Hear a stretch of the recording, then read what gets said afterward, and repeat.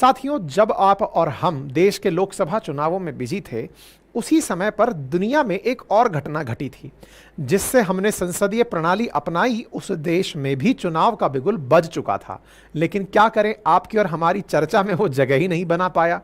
जी हां, चर्चा कर रहे हैं हम उनकी जिन्होंने हम पर 200 साल राज किया। आज वो इतने पीछे छूट गए कि आपकी और हमारी चर्चा में वो जगह नहीं बना पाए। साथियों, हम चर्चा कर रहे हैं ब्रिटेन की।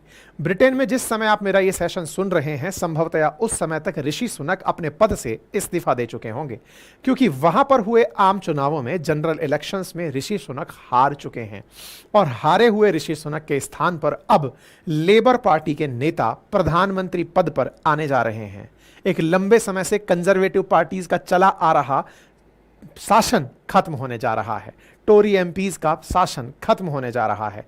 ऋषि सुनक भारतीय मूल के पहले प्रधानमंत्री ब्रिटेन में अपने पद से इस्तीफा देने वाले, इसीलिए यह खबर खास हो जाती है। तो चलिए विस्तार से समझते हैं। भारत के अंदर इलेक्शन हुआ, भारत के इलेक्शन में जो कुछ हुआ हमने उस पर चर्चा की। इलेक्शन के बाद में हमने अमेरिका के इलेक्शंस को लेकर जो प्रेसिडेंशियल डिबेट्स हुई उन पर चर्चा की। इसके बीच में ही कहीं ब्रिटेन का इलेक्शन आ टपका। आना तो इसको भी साल के अंत में था, लेकिन ऋषि भैया थोड़ी जल्दी कर गए। क्यों जल्दी कर गए, जल्दी बताएंगे आपको। लेकिन इन्होंने चुनाव करवा डाले और चुनाव की हेडलाइन ये बनी कि कल के दिन इलेक्शन हो गए यूके के अंदर, और आज सुबह सुबह जब आप सेशन सुन रहे हैं इस समय रिजल्ट्स भी आने शुरू हो चुके हैं। इनकी पार्टी बहुत बुरी तरह पिछड़ रही है। इनका जो मुकाबला है यहां पर ये कीरी नाम के जो व्यक्ति हैं इनके साथ है, जो कि लेबर पार्टी के नेता हैं। कीर स्टारमर नाम है, जो कि आने वाले समय में ब्रिटेन के नए प्रधानमंत्री होंगे, जो कि ऋषि सुनक के खिलाफ जबरदस्त प्रचार किए और जबरदस्त प्रचार में इन्होंने ऋषि सुनक को पछाड़ दिया है, ऐसा एग्जिट पोल्स ने भी बताया और इस समय आ रहे रिजल्ट्स ने भी बताया। साथियों, यूरोप के अंदर यूनाइटेड किंगडम, ये दुनिया का वो देश जिसने दुनिया पर शासन किया था, ये वो देश जिसने सूरज उगता और सूरज छिपता उतनी दूर तक इसने अपना शासन फैला कर रखा था।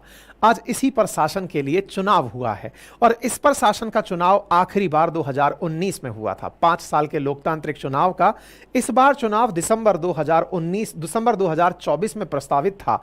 2025 में नए प्रधानमंत्री बनने थे, लेकिन ऋषि भैया जल्दी चुनाव करा ले गए। जल्दी चुनाव क्यों करा ले गए, इसका कारण भी थोड़ा जान ही लेते हैं। क्योंकि ऋषि सुनक जब प्रधानमंत्री बनकर आए थे तो इनसे पहले वाले प्रधानमंत्री ब्रिटेन में एक चैलेंज भुगत रहे थे, और वो चैलेंज क्या था कि इकोनॉमी को बड़ा ही दिक्कत हो रहा था।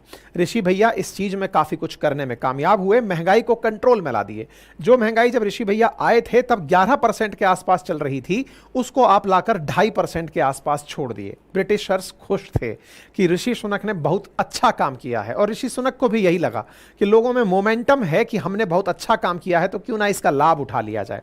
दूसरा कारण माना जा रहा है कि कंजर्वेटिव पार्टी में ही एक धड़ा, यानी ऋषि भैया जिस पार्टी से आते हैं उन्हीं की पार्टी में कुछ लोग ऐसे थे जो नहीं चाहते थे कि सुनक प्रधानमंत्री रहें। तो सुनक ने सोचा कि हमारे पक्ष में माहौल है तो हम पहले ही इस्तीफा देकर चुनाव करा लेते हैं। और तीसरा बड़ा कारण बताते हैं कि 14 साल से कंजर्वेटिव पार्टी इस समय पर पद पर जब तक बैठी हुई थी, उन्हें लेबर पार्टी से काफी वो दिख रहा था। लेकिन लेबर पार्टी को अगर चुनाव प्रचार का समय ना दिया जाए, क्योंकि दिसंबर में चुनाव टेक्निकली प्रस्तावित थे, अगर उन्हें प्रीपोन करा लिया जाए तो लेबर पार्टी तैयार नहीं रहेगी और कम तैयारी के साथ जब वो चुनाव में उतरेगी तो वो फिर इनके सामने कहीं नहीं टिक पाएगी। बस इसी को ध्यान में रखते हुए ऋषि भैया चुनाव का अनाउंसमेंट करा दिए। इसी बीच में ऋषि जी जो हैं वो अपने लिए एक जबरदस्त प्लान भी ले आए थे, और वो क्या था, इन्होंने ब्रिटिशर्स के सामने इमिग्रेशन वाले मामले पर रवांडा रिपोर्टेशन स्कीम का प्रॉपर कानून बनवा लिया। यानी कि जो इलीगली यहां पर आए हैं उन्हें रवांडा भेज दिया जाएगा। तो इन्हें लग रहा था कि ब्रिटेन के अंदर जो इमिग्रेशन वाला मुद्दा है, जो लगभग 40% आबादी के लिए बड़ा मुद्दा है, उस मुद्दे पर ये अपने साथ में जनता को कर लेंगे। यहां की जनता 52% ऐसी है जो अर्थव्यवस्था को फोकस मानती है, अर्थव्यवस्था के आधार पर वोट करती है। तो बोले अर्थव्यवस्था में 11% महंगाई को मैंने 2.3% पर ला दिया, इमिग्रेशन के लिए रवांडा कानून ला दिया। अगर इन दो चीजों को मैंने टारगेट कर लिया तो बाकी चीजें तो फिर साथ में पैरेलली चलती चली जाएंगी। इसी को ध्यान में रखते हुए इन्होंने इलेक्शन अनाउंस कर दिए।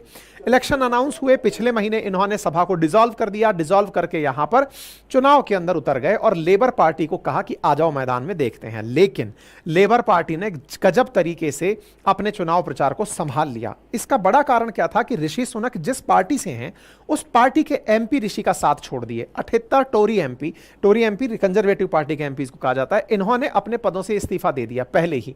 मतलब एक तरह से यह समझिए कि ये वो लोग थे जो दुनिया को यह मोमेंटम दे गए कि हम ऋषि सुनक से खुश नहीं हैं। ऐसी स्थिति में ऋषि सुनक को चुनाव में तो उतरना ही था, अपने दम पर यह चीज को लीड कर रहे थे और ऐसी स्थिति में यह चुनाव कराने में कामयाब हुए। साथियों, ऋषि सुनक हो मतलब ब्रिटेन जैसा देश हो तो ऐसी स्थिति में बड़ा सवाल बनता है कि हमारे यहां ईवीएम से मतदान होता है, इनके यहां कैसे होता है? इनके यहां बैलेट पेपर से ही मतदान होता है और यह मतदान भारत की तरह ही 18 साल से अधिक उम्र के लोगों को वोट देने की परमिशन देता है। और यहां पर हुए आम चुनावों में 7 जून को ही चुनावों की घोषणा कर दी गई थी। बिल्कुल भारत की तरह ही यहां के लगभग सारे काम चलते हैं। 6.7 करोड़ लोग ब्रिटेन में निवास करते हैं और उनमें से मतलब जो भारत के बाहर के मतलब जो यहां के बाहर के लोग हैं वो भी यहां पर वोट दे सकते हैं। जैसे भारत के अंदर लोकसभा में 543 सीटें हैं, ऐसे ब्रिटेन के अंदर लोकसभा में 650 सीटें हैं। जैसे भारत के अंदर लोकसभा और राज्यसभा होती है, ऐसे इनके यहां पर हाउस ऑफ लॉर्ड्स राज्यसभा को कहा जाता है और हाउस ऑफ कॉमन्स यहां पर लोकसभा को कहा जाता है। तो 650 पार्लियामेंट्री कॉन्स्टिट्यूएंसीज जो कि यहां की लोकसभा है उसके अंदर बैठे हुए सांसद थे जिनका चुनाव होना था। इसी चुनाव के अंदर लोगों ने पार्टिसिपेट किया 650 सीटों के लिए। 784 इनके यहां पर अपर हाउस में यानी कि लोकसभा के अंदर उस राज्यसभा के अंदर लोग बैठते हैं। भारत ने पार्लियामेंट्री सिस्टम ब्रिटेन से ही कॉपी पेस्ट मारा हुआ है, बस अंतर यह है कि हमारे यहां राष्ट्रपति भी इलेक्टेड होता है, इसलिए भारत एक रिपब्लिक कंट्री कहलाता है। वहीं ब्रिटेन में जो राष्ट्रपति का पद है उसके स्थान पर राजा बैठा है, इसलिए वो मोनार्किक पद कहलाता है, यानी कि लोकतांत्रिक ना होकर राजशाही कहलाती है। तो लोकतांत्रिक राजशाही है, कॉन्स्टिट्यूशनल मोनार्की इस शब्द को नाम दिया जाता है, संवैधानिक राजशाही कहा जाता है, जो कि ब्रिटेन में देखने को मिलती है। फिलहाल के लिए जिन 650 सीटों पर चुनाव हो रहा था उनमें 344 सीटें ऑलरेडी कंजर्वेटिव पार्टी के पास थी, यानी ऋषि सुनक के पास थी। लेकिन ऋषि सुनक आज से 2 साल पहले ही प्रधानमंत्री बने थे, 24 अक्टूबर 2022 को ही प्रधानमंत्री बने थे।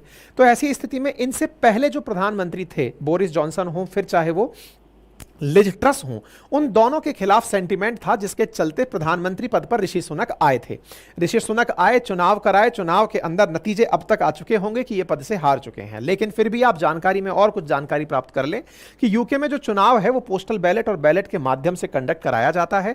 यूके में 392 पार्टियां पंजीकृत हैं, जिन 392 पार्टी में कंजर्वेटिव और लेबर पार्टी के बीच में कड़ा मुकाबला रहता है।